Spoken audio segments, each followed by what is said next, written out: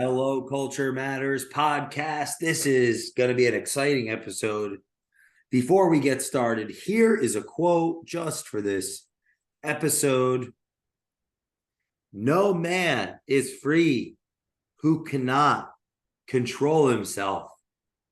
Pythagoras. Our guest today is a philosopher of real estate, a friend to the competent, an enemy to the incompetent, been in the business longer than most realtors that are representing the buyer nowadays have been alive. He's a competent investor, advisor to those that want to succeed in the tougher times, not just the easy times. He's been on the podcast many times. So if you're listening to this podcast, go check out some of the episodes of John Swartz. John and Lindsay have a real estate team.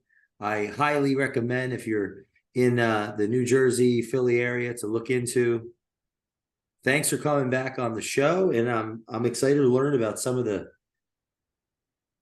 pathologies of the realtor. Thank you, Jay. Thanks for having me on again. I always enjoy doing these with you. It was a good time.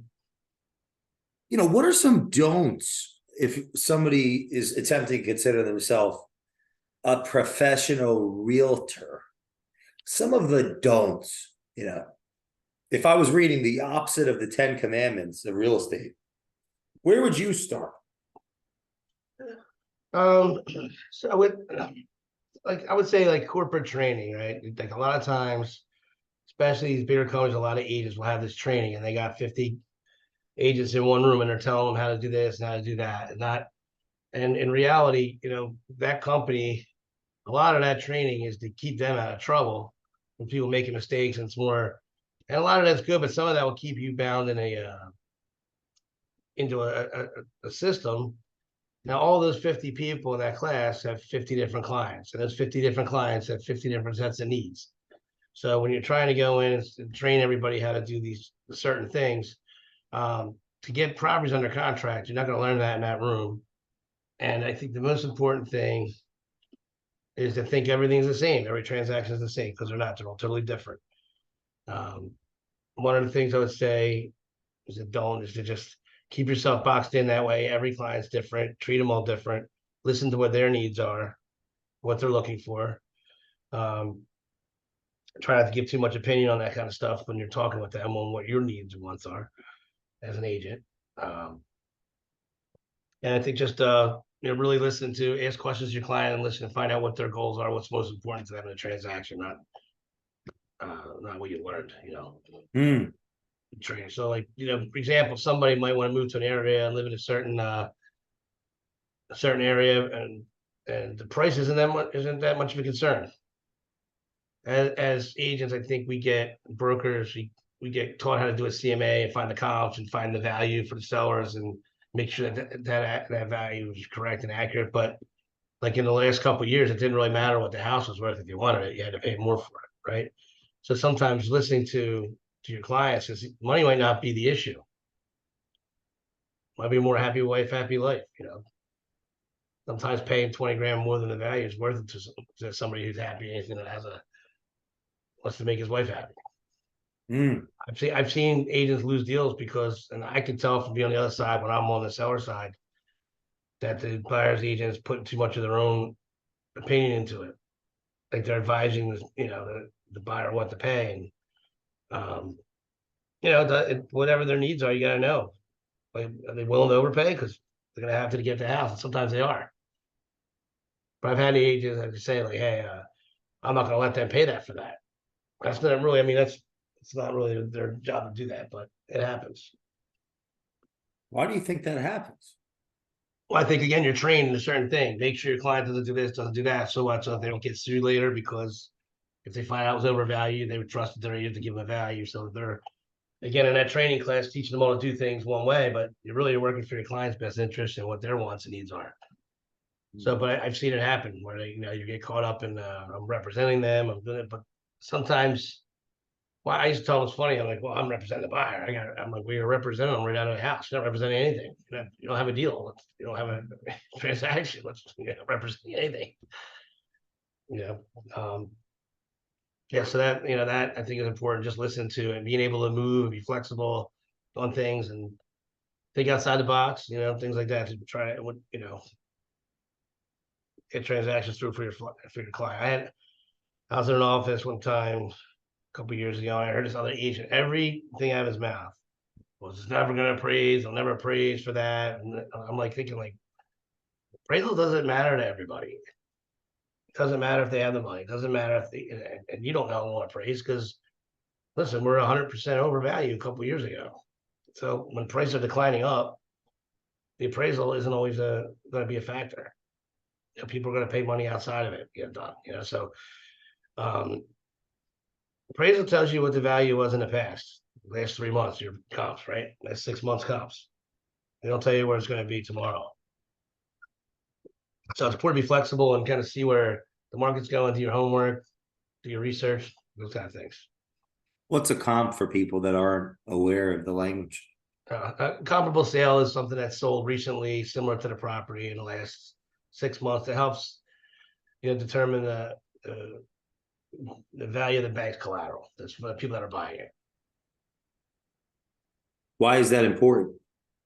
So that's what the bank is going to basically lend their lending terms are going to be based on what that report says. And I'm saying a report because it's funny because when you get jewelry repaired appraised, or you get anything appraised, it's pretty much the opinion value of the licensed appraiser. But after Dodd-Frank, they changed that to where the language is an appraisal is a report requested by the bank to value their collateral. So actually the banks can actually give the appraiser guidelines that they specifically require to make sure for themselves and not. So it's really the bank determining what that value falls into, that what box that value falls into. Nowadays, a lot of people don't know that. They think that's the value. Sometimes it isn't. That's the value that the bank was determined on that report that they guided into their own metrics that they want to lend on it.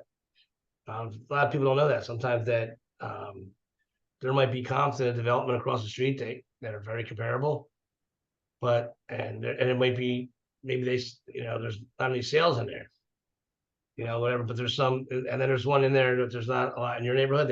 You're supposed to be able to go into that neighborhood and use it, but they'll go back further in an increasing market. Think about it. They price a loan at they price a rate at 20% value, right?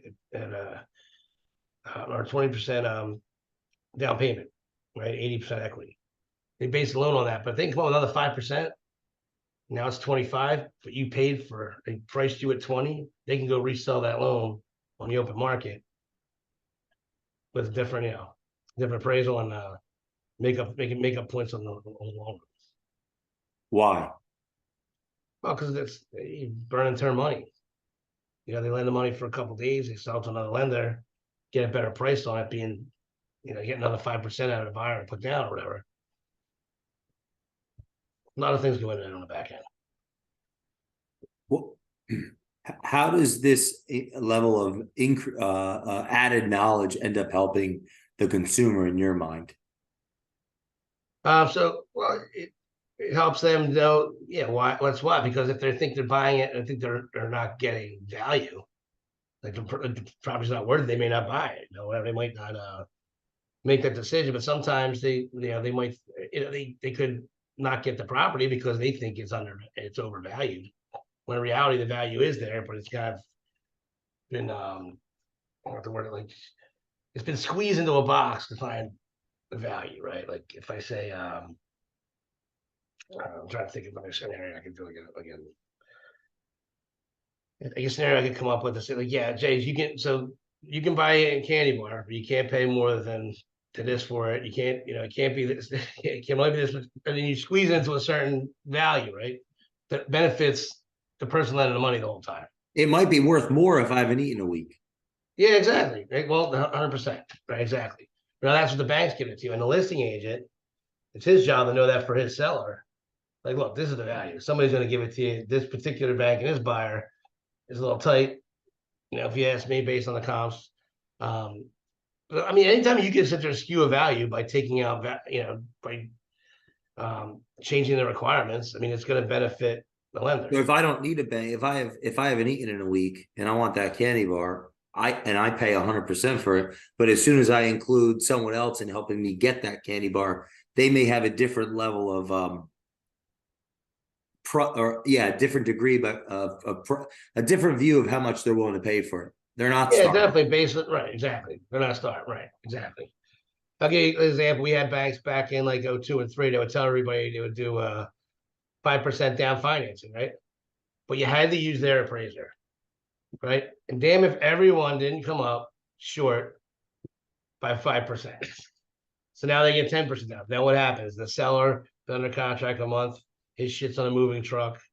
They picked out their new house, blah, blah. So what happens? The seller reduces the price by another 5%. The buyer puts the 5 down. Now what's that loan? In reality, in the back of their head, they know they got 90 LTV, not 95. But the buyer paid based on 95. They paid more money. Yeah, they paid more interest. So the lending institution ends up making more. Yeah, so you go into if you're your buyer, you want to go buy a house for $100,000, you can put 5% down at 10%. At the time, the rate, let's say it was 5.5% for 10% down, or 6.5% for 5% down. And then you got it appraised, and you know the value because that was the value. The buyer and seller came together in a free market, arm's length transaction. Buyer came up with it. That's the value of the contract. The appraisal is really just supposed to support the value. But now their appraisal, the only one that they allow to use, says it's worth 5% less. Again, what happens is the seller eats it, and the bank's in a position, think about it, they're in a 90 LTV position, but they priced it at 95. It's a double dip. So let me get this straight. The 95 would be because the appraisal came in at 95. Before the appraisal, it was 100K. 5% down, it'd be 6.5%. 95, yeah, right. 10% down, it would be 5.5% rate.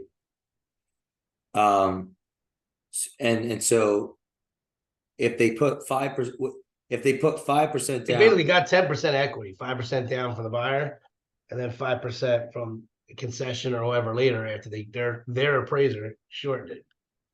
You know what I mean? Yeah. That was going on rampant back in there. Really? Yeah, in the early 2000s. Yeah, so we actually had to go. We paid attention, so we would have to go back, and they would have other deals where you use your appraisal, but they had to go through their appraisal review process. So, and then this one guy would come out and review the appraisal, and he'd always come up 5% short. So we just started hiring him as our appraiser, just to make sure that we knew up front what was going to happen. So we could educate, the buyer. Listen, somebody's going to have to come up with another 5% at some point because they're going to come up short. Yeah. Why have to bring more money to the table just because it's short? Well, like I said, so in other words, they were selling these loans 5% down. Okay. And they get these people go in thinking they're getting a loan at 5%, but then later on something would happen. So you knew like certain lenders, certain companies. So when I had a seller, and so we put an offer on one of those companies, we knew that there was going to be an issue with the appraisal later. And then it was before a lot of regulation. They had this kind of stuff. A lot of bait and switch stuff was going on. But it was important to know the programs, know what's what, know the lender, know what's going to happen, so that you don't end up with egg on your face at the end as an agent when you're representing, the seller. So you don't take these, offers without knowing what the consequences are down the road. I see. So it's essentially maximizing the return of the sale based on being aware of all the other things that could go wrong. Yeah. For the seller. Yeah, exactly. And knowing in advance what could happen and being prepared to handle it when it does. You've been in the business long enough to have some hilarious occurrences occur. Yeah. What are some that stick out? Gee. And well, I have one where we had this person approved,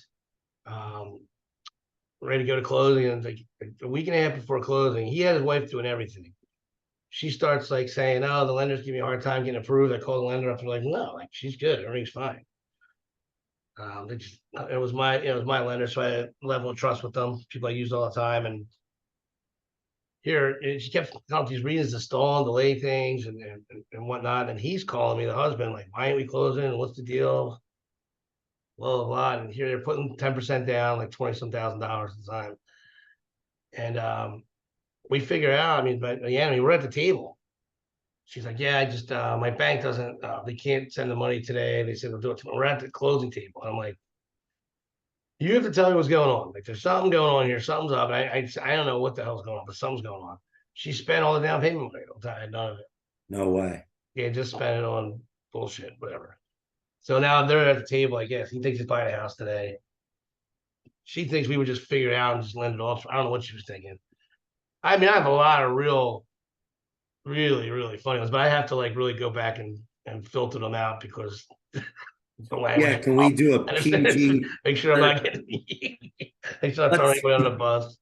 John Swartz After Dark, NC. I'll tell you one. I'll tell you one. Like, quick. I have one where I go to I'm selling this house. It's like basically a new construction house that was 3/4 of the way finished. And it was like a 5,000 square foot house. We had it up for like $700,000. Weren't getting any offers. We ended up getting, I got an offer from my own buyer, $550 cash. And it needs to be a cash deal at this point. Nobody's gonna land on this house. None of it is done. The after repair value is probably $1 million when it was finished, but I needed like 300 or 400 to get there. So this woman calls me. She was gonna buy. I got both sides. This guy was just one. He was a business guy, big guy, brawly guy, like, just so he's like, then we get another offer for 700,000, 200,000 cash back from a well-known realtor, very well-known realtor, very busy. But I had all kinds of like crazy, like I said, concessions and stuff that this is not going to get financed. And they said this guy was a big shot. He was a rapper, a friggin' music producer, all this bullshit, right? Every time he comes, he's got a new car with spinning wheels on it or something, right? Every time. So, and there's a lot of like nonsense talk back. So he decides to take that offer anyway, not mine. Right. So I'm like, okay. Now mine, he would have saved a little bit of commission, but I got both ends of it. It would have been, it was clean.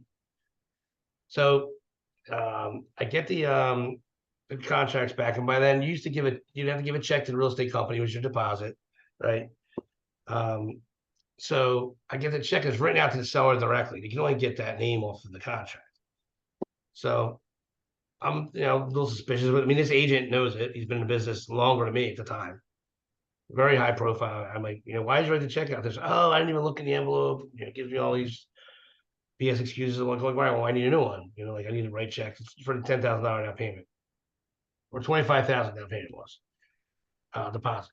So a couple days later, every time I talk to him, he's like, oh, the guy's on vacation here. He's in Belize. It always gets more extravagant. His location spot on why I don't have the check, right? But then, so I finally do get the check from him. I call the bank, and I'm like, I said, "Is there 25,000 in this account? You can verify." He's like, "You mean $25?" They're like, "Yeah, do not take that check." I'm like, okay. So I call the buyer agent back. I'm like, "Listen, we get told this check's no good, blah blah blah." So, all right, I'll get you another one. I'll get you a certified check. Okay, sounds good. Again, he's here, he's there, he's in Taiwan, whatever.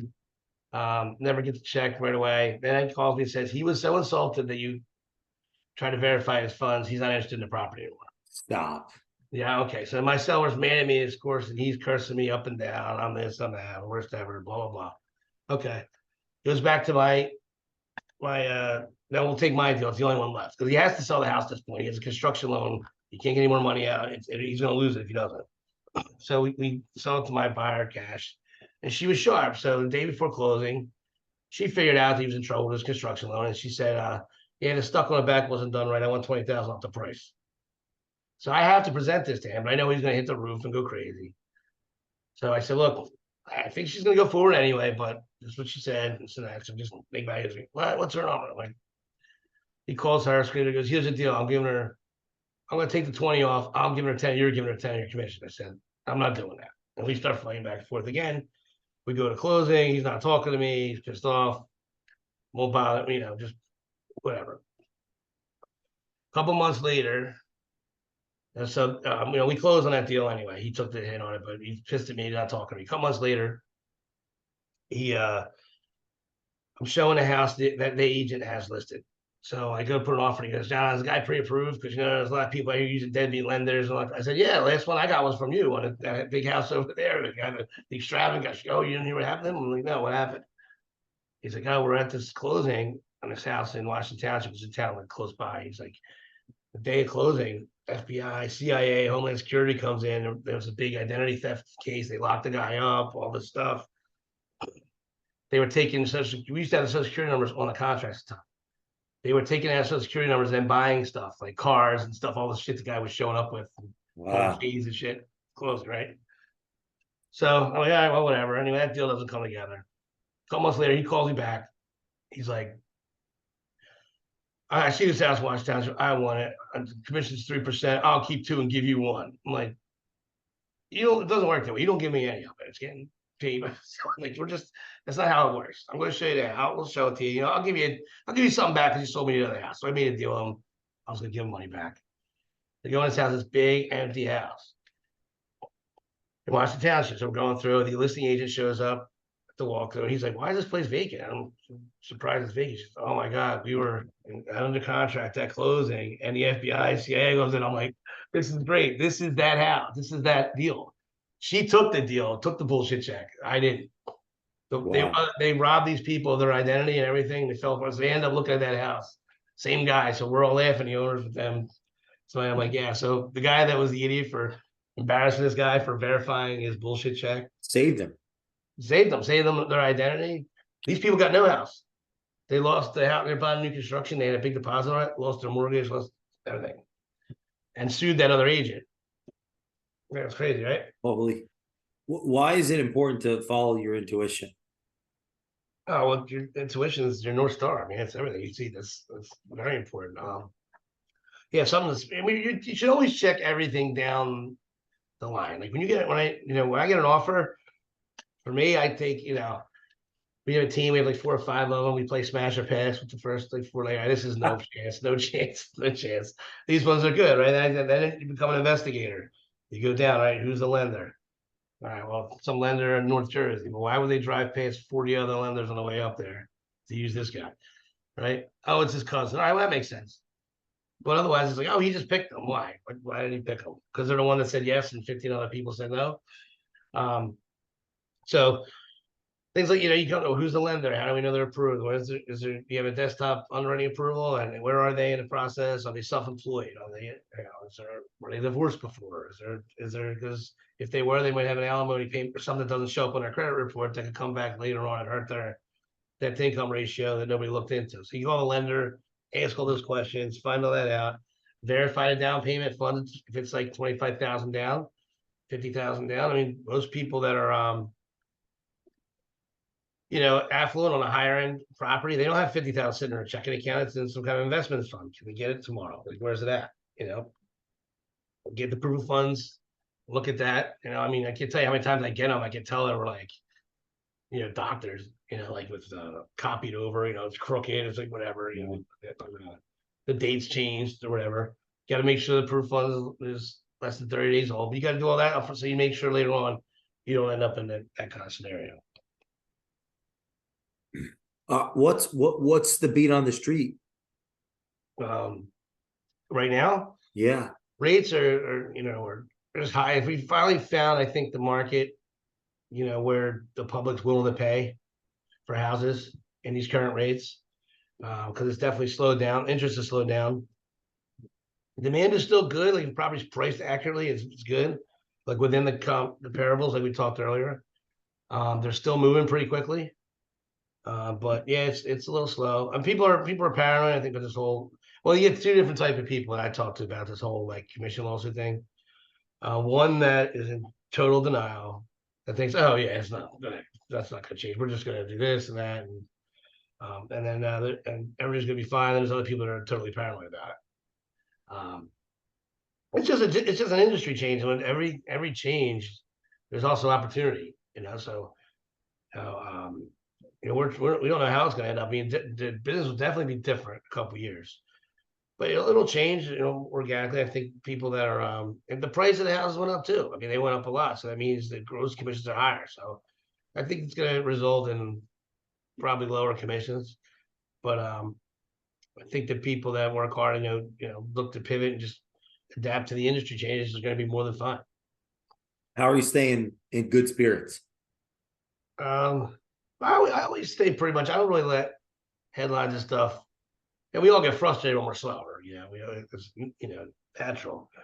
But I look at it like it's going to kind of thin the herd a little bit. There's been way too many people that didn't have enough experience or education. Just making things harder in the business for people that are experienced. Like just trying to go through a transaction or whatever. You end up having to do a lot of work yourself and things like that. But I think it's going to make the quality of the agents and brokers that are out there better. It's going to make life a lot better for everybody. I think it's going to be easier. I stay pretty confident because I don't have a choice. This is what I do full time. So, do you think that the real estate going down is going to lead to OnlyFans going up? I think that ship sailed. I did think that before, yeah. I was wondering, I'm like in the couple, a year or two, 2022. I'm like, where are people getting the money? Like, where does all this money come from? They were buying all this shit. They just had money, 100 grand here, 150 there. I'm like, is that where it's coming from? Like, I actually asked my mortgage guy. They've had people that they've had to, they do loans for that had income from that kind of stuff. Wow. Yeah. What about the types of buyers? Who are the people that are buying? Doctors, lawyers, entrepreneurs? A lot more entrepreneurs than previous years. But yeah, mostly a lot of business owners, a lot of investors, and a lot of relocation from other areas. Like we're getting a lot of people like from Philadelphia, New York suburbs, and the two big cities themselves. Really? Yeah. To this area anyway, to South Jersey, because it's like anything else. When prices start to rise, people go toward areas that were, a little cheaper close by. Like you can't afford the main area you wanted to be in, but the towns close by are priced well. You can still get a bit of a nice house for that fits within your your purchasability. But most of the people are getting it from other areas. I have a question for you. I had someone on the show talking about 50% of first-time home buyers that bought in the pandemic have buyer's remorse, but aren't moving because of their interest rate. You ever heard anything about that? Yeah, they're rate locked. Yeah, because they can't buy their house today. Yeah, they can't buy the house that they bought. So yeah, if they want to move, they're kind of stuck. Yeah, because if you have a $500,000 house at 3% rate, now the rates are in the sixes. You move. I mean, you're talking double your interest payment on your house. So the payment might have been 4,000. Now it's 5. So yeah, I think a lot of people did that. I think a lot of people overreacted to the pandemic thing and decided they want to be home. It's like it happened after September 11th. Same thing. Like everybody wanted to live at home. They would be at home. Nobody's going to travel anymore. Nobody's going to fly and stuff. And then they got home and they put everything they had into their house. But then, I think Americans like to get out and move and do things and stuff. And I think a lot of people are probably house poor for that reason. They overspent and now they're kind of rate locked until the rates come down. And they want to move out and go to something smaller. But I don't know. I don't think these prices are going. I don't think they're going down anytime soon. Really? Yeah, I just don't. I'm not seeing that at all. I think it'll slow down and stay a little more stagnant, but I don't see the values decreasing. What could that mean? Well, what it means is just that. I think people rate locked. There's not a lot of inventory out. I think that's why that's happening. A lot of people are stuck in the place they want. With them not going down, that means I think a lot of people will exit the area eventually because people do want to move. They might, the American consumer wants to do. They want to go out to dinner. They want to go do things. I think eventually, it's gonna change. I mean, it has to. But it was like this in like 2009, 10. Rates were like 5s, 6s. Same thing. It was slow. Not a lot of inventory coming on. Stuff wasn't selling quickly. It was pretty much the same, but everybody was, and we heard back then from economists, they were saying it like, Americans, they don't sit still too long. They get, they hear bad headlines, they get nervous and they buckle down, but then eventually they got to go out and spend money. What about other realtors that you're coming across? Are they working like they've got a break, or are they working like with their head down, focused? What's the culture like when you're around? Most of the people that I'm around, we're like, we're focused and trying to, I kind of that's just two people I hang out with more. Um, uh, we're at Remax. Everybody here is pretty much on their own. So we're a part of a team, but that's been our culture here at this company anyway. So we don't have a lot of new people. We don't have a lot of people new people that started a couple of years ago, I think are starting to fade off and get disinterested. If you think about it, you started at the top and it was easy, and now it's a totally different game. And it's probably not fun for those people that haven't been through the ups and downs before, know how to navigate it. If someone listening to this wants to be a part of your team, are you letting people join? Yeah, we're adding, we add people as needed, but we do have a certain standard we're looking for. We a certain type of personality, and for me, it's more that it's more of the cultural alignment than experience or anything like that. Like right away when you meet somebody that they're going to be great to work with you. It doesn't matter what they did before business wise, we can help them get there. It's more of like if they, their heads up, they work hard, they come in early every day. Like I think that's important. That's coming in every day, coming into the office every single day and making it running it like a business that has to be open, I think is a key component. We want somebody that wants to be in every day.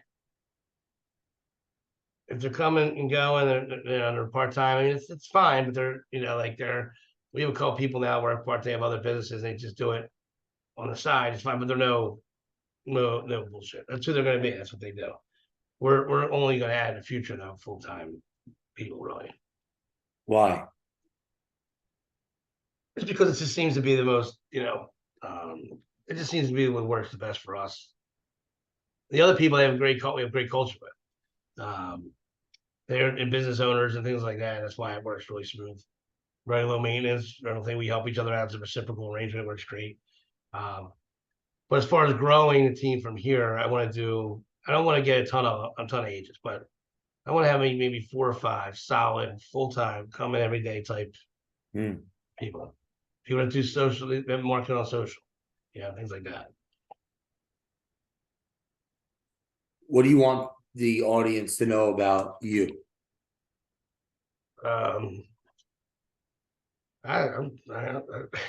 It's just watch this is me, but I don't know. I'm not trying to prove myself, babe. To be honest with you. Wait, what'd you say? What'd you say? I'm not trying to prove myself to anybody. I'm good. I mean, just watch and learn, help out, whatever we want to do.